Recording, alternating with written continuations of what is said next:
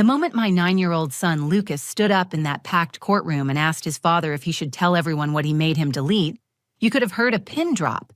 Every person in that room turned to look at this small boy who had just shattered the carefully constructed lies his own father had been telling for months.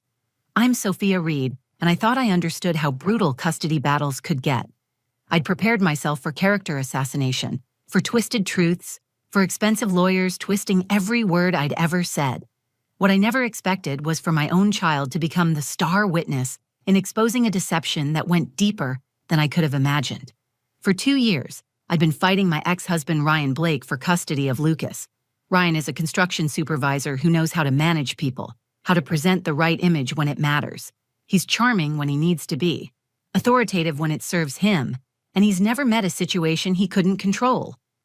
His mother, Carol, has been his biggest supporter throughout this entire process, convinced that I'm nothing more than a vindictive ex-wife trying to steal her grandson away from their family. Lucas is caught in the middle of all this. He's 9 years old, loves soccer and video games, and has the kind of honest heart that makes him terrible at keeping secrets. He adores his father despite everything, which made this whole situation so much more complicated. Lucas never wanted to choose sides, never wanted to hurt anyone, and definitely never wanted to be standing in a courtroom about to reveal something that would change our lives forever. Judge Helen Carter has been overseeing family court cases for 15 years. She's seen every trick, every manipulation, every desperate parent trying to gain an advantage.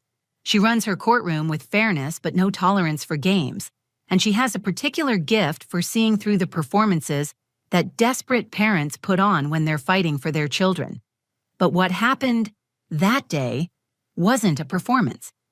When Lucas found the courage to speak up, he wasn't trying to hurt his father or help me win. He was simply a child who had been carrying a burden too heavy for his small shoulders, and he finally found a safe space to put it down.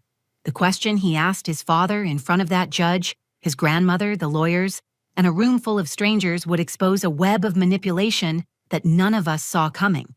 This isn't just another story about a messy divorce or a bitter custody fight. This is about what happens when a child finds his voice at exactly the moment when the adults around him have lost theirs. This is about the moment when truth cuts through lies so clearly that even a room full of legal professionals stops breathing. And this is about discovering that sometimes the person you need to trust most is the one who still believes that honesty matters, even when the grown-ups have forgotten. What my son said next would not only change the outcome of our custody case, but it would reveal a side of his father that I never knew existed. It would show me that children see and understand far more than we give them credit for, and that protecting them sometimes means giving them the space to protect themselves. 2 years before that courtroom moment, I believed I was married to a good man.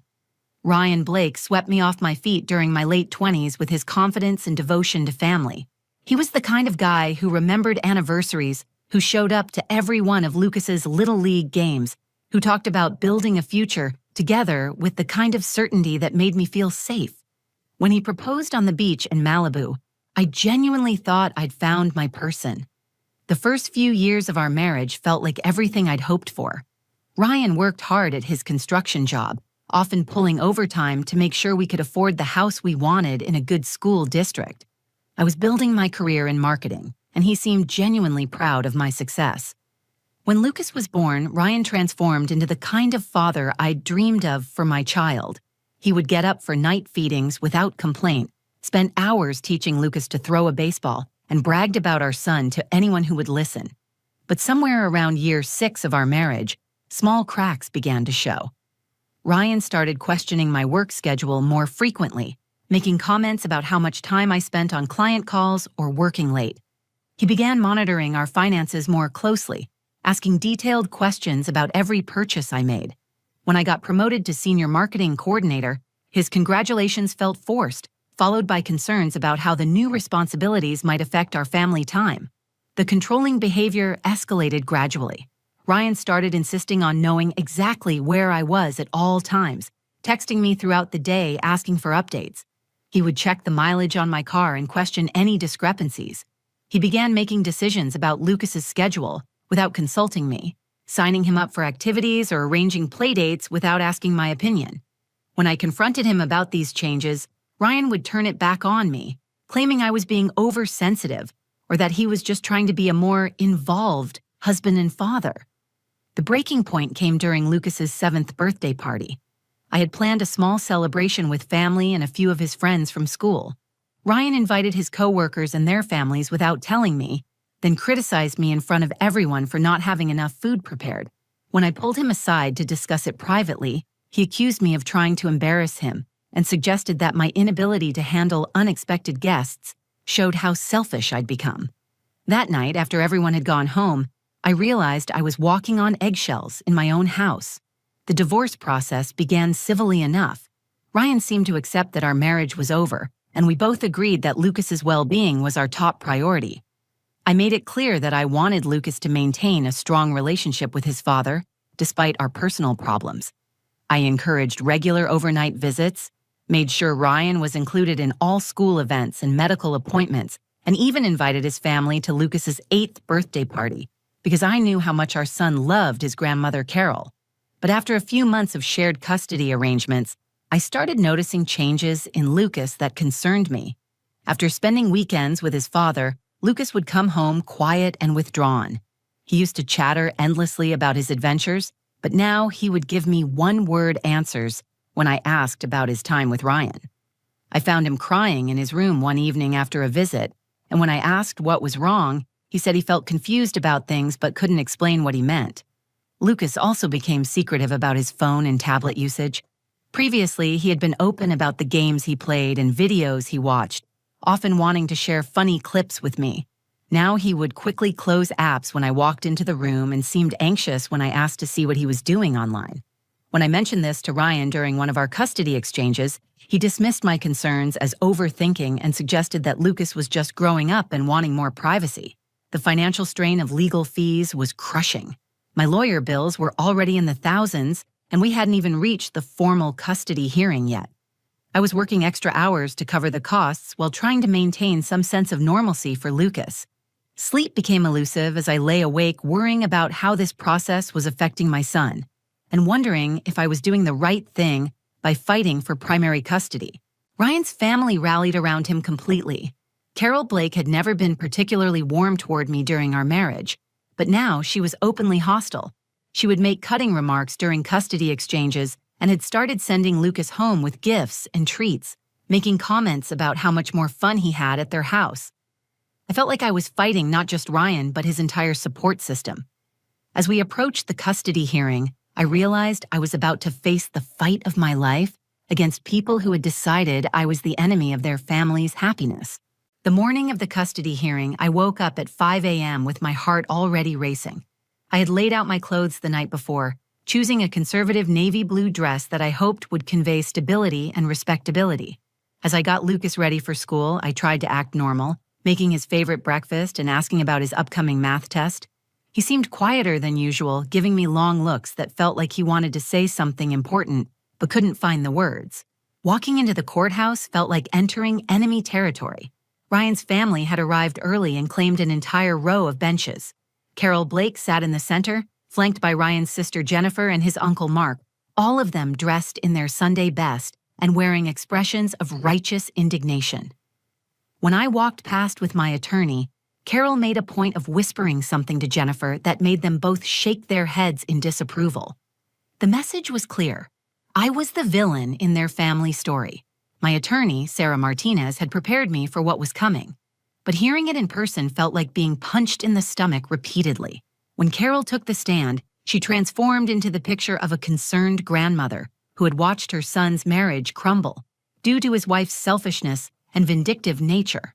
Your Honor, Sophia has used that precious child as a weapon against my son from the moment she filed for divorce, Carol testified, her voice trembling with practiced emotion. She schedules Lucas's activities deliberately to conflict with Ryan's visitation time. She asks leading questions about what happens at our house, trying to get Lucas to say something negative about his father. My son is a devoted father who coached Lucas's soccer team for 3 years, who never missed a school play or parent-teacher conference. But Sophia can't stand that Lucas loves his father. so she's determined to destroy that relationship. Carol went on to describe incidents that sounded plausible, but felt twisted. She claimed I had forbidden Lucas from calling Ryan during the week, when in reality I had encouraged daily phone calls that Ryan rarely made. She said I badmouthed Ryan in front of Lucas, which was absolutely untrue, but she delivered it with such conviction that I could see the judge taking notes. The worst part was watching Carol's performance, knowing that she genuinely believed every word she was saying because Ryan had been feeding her a carefully constructed version of events for months. When Ryan took the stand, I barely recognized the man I had been married to for 8 years. Gone was the confident, sometimes arrogant construction supervisor I knew. In his place was a heartbroken father who just wanted to love his son without interference from his bitter ex-wife. Your Honor, I don't understand what happened to the woman I married, Ryan said, his voice breaking at just the right moments. Sophia used to encourage my relationship with Lucas. She used to say what a great father I was. But the moment I couldn't give her everything she wanted in our marriage, she turned our son against me. Lucas used to run to me when I picked him up for weekends. Now he barely looks at me when I arrive. He used to tell me about his day, ask me questions, want to play catch in the backyard. Now he sits in his room with his tablet, barely speaking to me. Ryan painted a picture of himself as the victim of parental alienation, claiming that I had systematically brainwashed Lucas against him. He described how Lucas had started asking strange questions about why Daddy made Mommy sad. Questions that Ryan insisted could only have come from my influence.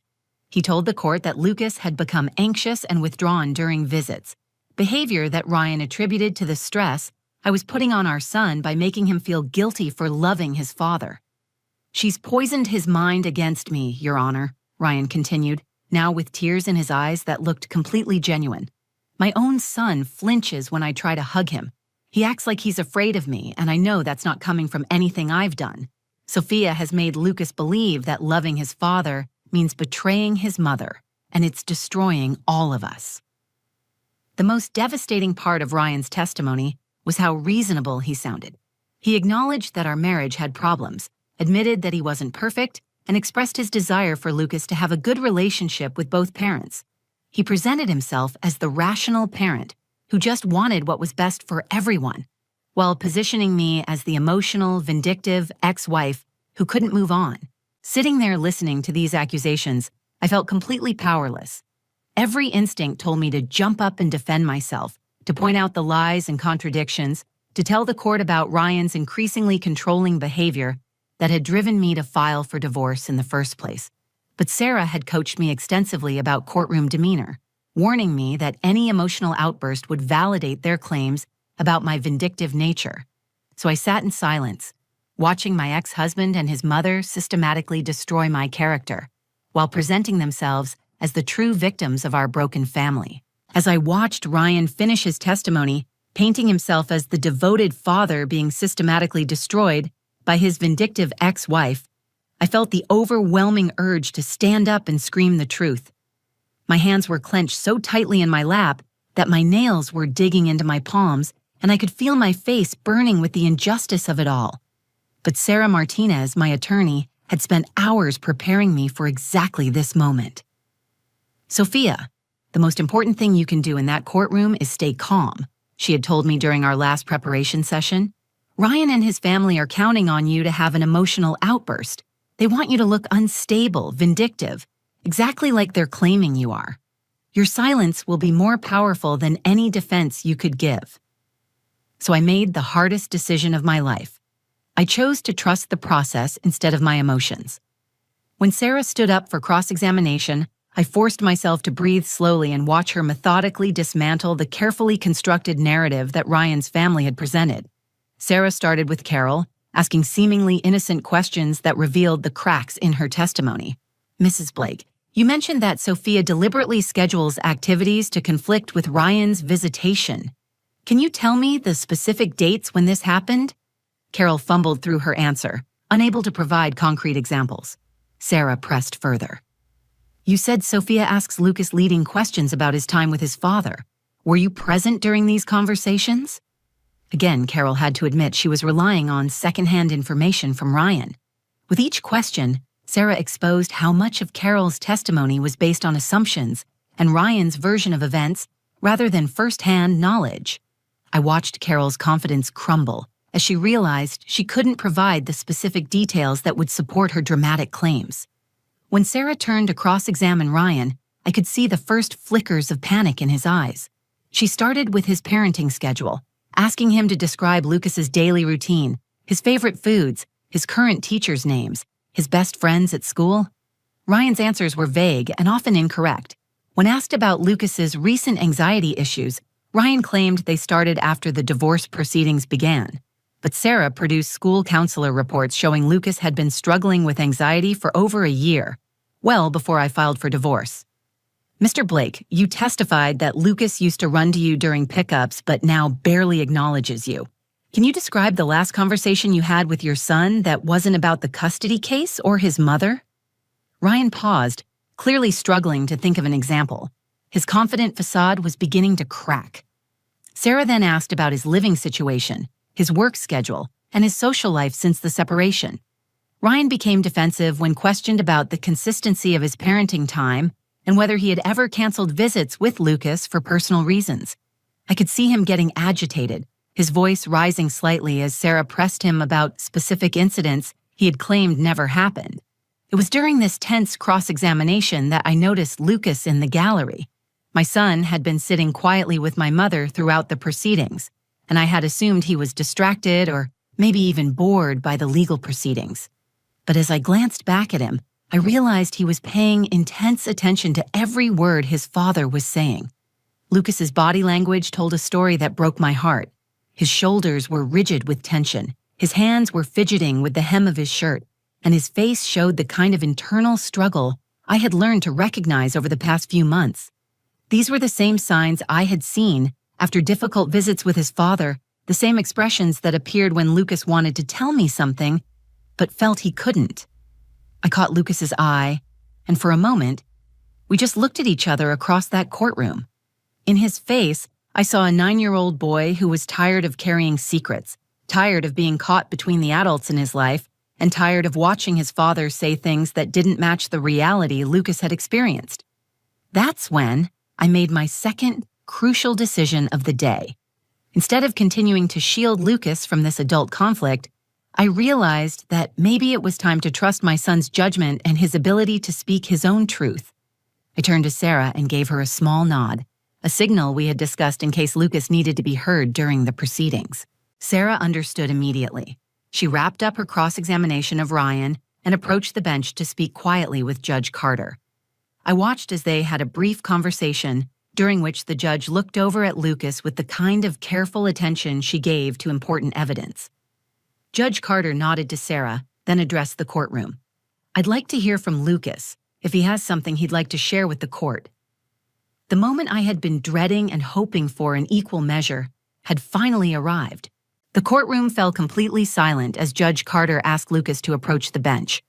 I watched my 9-year-old son walk down that long aisle, his small frame dwarfed by the imposing legal setting around him. Every eye in the room was on him, but Lucas kept his gaze fixed straight ahead, showing a courage that amazed me. Judge Carter spoke to him gently, explaining that he could say whatever he needed to say and that no one would be upset with him for telling the truth. Lucas nodded solemnly, then turned to look directly at his father. What happened next will be burned into my memory forever. Dad, Lucas said, his voice clear and steady despite his young age. Should I tell them what you made me delete from my tablet? The change in Ryan was instantaneous and dramatic. All the color drained from his face, and I watched him go from confident to terrified in the span of a single heartbeat. His mouth opened and closed like he was trying to speak, but no words came out. The carefully constructed image of the devoted father crumbled in real time as everyone in that courtroom realized a 9-year-old was about to expose something significant. Judge Carter leaned forward with the intense focus I had seen her use when examining crucial evidence. Lucas, can you tell me more about what you had to delete? My son took a deep breath, the kind adults take when they're about to do something difficult but necessary. Dad made me delete text messages after our last visit. He said Mom didn't need to know about our private conversations. But they weren't regular conversations. like asking about homework or what I wanted for dinner. Lucas explained that Ryan had been asking him detailed questions about my daily routines, my work schedule, who I talked to on the phone, and whether I had been dating anyone. Ryan would have Lucas text him updates throughout the week about what I was doing, where we went, and what I said about the custody case. When Lucas would visit on weekends, Ryan would go through these messages with him and make him delete anything that might make Ryan look bad if I ever saw the phone. He also made me delete pictures, Lucas continued, his voice getting stronger as he spoke. Dad had different ladies over when I was there, and he said if Mom found out about his friends, she would try to make the judge think bad things about him. So I had to delete the pictures from when we all watched movies together or when they made breakfast with us. The revelation hit the courtroom like a bomb. Ryan had been using our son as a spy while simultaneously exposing him to a parade of overnight guests that he had specifically hidden from the court. Judge Carter's expression shifted from professional interest to barely contained anger as she processed what Lucas was telling her. Ryan's attorney jumped up, trying to object or minimize the damage, but Judge Carter silenced him with a look that could have frozen fire. She immediately requested that the bailiff secure both parents' phones and tablets for forensic examination, and demanded any available security footage from Ryan's apartment building for the dates in question. That's when Ryan completely fell apart. Faced with the prospect of digital evidence that would corroborate Lucas's testimony, he broke down entirely. Through tears and desperate explanations, he admitted to coaching Lucas on what information to gather about me. He confessed to having Lucas delete evidence of their inappropriate conversations about the custody case. Most damaging of all, he acknowledged that he had been bringing different women to his apartment during Lucas's visits while telling the court he was providing a stable, consistent environment for our son. I just wanted to make sure Sophia wasn't trying to turn him against me. Ryan sobbed, his composure completely gone. I needed to know what she was saying about me, what she was planning. I never meant to hurt Lucas. I was just trying to protect my relationship with my son. But the damage was irreversible. Judge Carter's face showed a mixture of disgust and disappointment as she realized that Ryan had turned a 9-year-old child into an unwilling accomplice in his deception. The security footage, when it arrived an hour later, confirmed Lucas's account. The video showed Ryan bringing at least 3 different women to his apartment during custody visits, directly contradicting his testimony about focusing solely on his relationship with Lucas during their time together. Carol Blake sat in stunned silence as her son's lies unraveled in front of everyone. The grandmother, who had painted me as vindictive and manipulative, was now watching her own son admit to manipulating their grandson in ways that were far worse than anything she had accused me of doing. Lucas stood there through it all, no longer the confused, anxious child who had been carrying these secrets for months. He had found his voice at exactly the moment when the truth needed to be heard, and his courage had exposed a web of deception that none of the adults in his life had suspected. Judge Carter didn't need to deliberate for long. After reviewing the digital evidence and security footage, she awarded me primary custody of Lucas, with Ryan receiving only supervised visitation until he completed a court-mandated parenting program and psychological evaluation. The judge made it clear that using a child as an informant and exposing him to a revolving door of overnight guests showed a fundamental lack of judgment that put Lucas's well-being at risk. The legal consequences extended beyond just the custody arrangement. Carol Blake faced perjury charges for her testimony, which had been proven false by the evidence Lucas provided. Ryan's manipulation of our son and his attempts to coach Lucas on what to report back to him violated multiple court orders about appropriate parental conduct during custody proceedings. The judge referred the case to Child Protective Services for additional investigation, though ultimately no further action was taken since Lucas was now in a stable environment. The immediate aftermath was emotionally complex for all of us. Lucas initially felt terrible about what had happened to his father, convinced that he had somehow caused Ryan's downfall by telling the truth. He came to me the night after the hearing with tears in his eyes, asking if he had done something wrong by speaking up in court. "Sweetheart, telling the truth is never wrong," I told him as we sat on his bed surrounded by his stuffed animals. "What your dad asked you to do wasn't fair to you. You're 9 years old. You should never have to keep secrets about adult problems, and you should never have to spy on your mom for anyone, even your dad. We started family therapy immediately, which helped Lucas process the guilt and confusion he felt about his father's behavior. Dr. Rebecca Stone, our therapist, explained to Lucas that children aren't responsible for their parents' choices, and that speaking up when something feels wrong is actually very brave. Through these sessions, Lucas learned that the uncomfortable feelings he had been experiencing during visits with his father were his instincts telling him that something wasn't right. The healing process took months, but gradually I watched my son return to the happy, talkative child he had been before the custody battle began. Lucas started sleeping better, his anxiety decreased significantly, and he began opening up about his experiences without fear of getting anyone in trouble. He even started talking about his father with more clarity, acknowledging that he loved Ryan while also understanding that his dad had made some very poor choices. Ryan's supervised visits initially were awkward and tense. He struggled to interact with Lucas without trying to gather information about me or justify his previous behavior. Over time, with the help of the court-appointed supervisor and his own therapy, Ryan began to rebuild a more appropriate relationship with our son. It took nearly a year, but eventually Ryan was able to progress to unsupervised visits, though he never regained overnight privileges. The most profound lesson I learned from this experience was about trusting children's instincts and voices. For months, I had noticed changes in Lucas's behavior, but had attributed them to the stress of divorce rather than recognizing them as signs that something specific was wrong. I had been so focused on protecting him from the adult conflict that I hadn't created space for him to tell me what he was actually experiencing. Lucas taught me that children are far more perceptive than we give them credit for. He had recognized that his father's requests were inappropriate, but he didn't have the language or confidence to express his discomfort until he was in an environment where truth-telling was not only safe, but necessary. That courtroom became the place where a 9-year-old found his voice and used it to protect himself when the adults around him had failed to do so. The experience also showed me the importance of staying calm and trusting the process, even when everything inside you wants to fight back emotionally. If I had lost my composure during Ryan's testimony, if I had tried to defend myself against his lies, I would have validated their claims about my vindictive nature. By staying quiet and letting the truth emerge naturally, I allowed Lucas the space to speak when he was ready. Today, Lucas is thriving.